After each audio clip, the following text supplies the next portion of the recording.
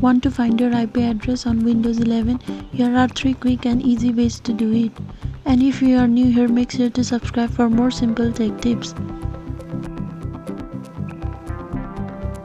First, using settings.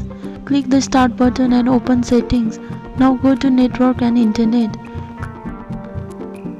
Click on your active connection, either Wi-Fi or Ethernet. Scroll down and look for IP-before address, and that's your local IP address.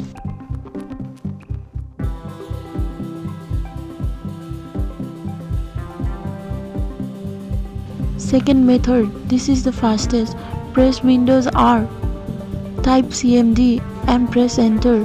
In the command prompt, type ipconfig and hit enter. Now look for IP before address under your active network adapter.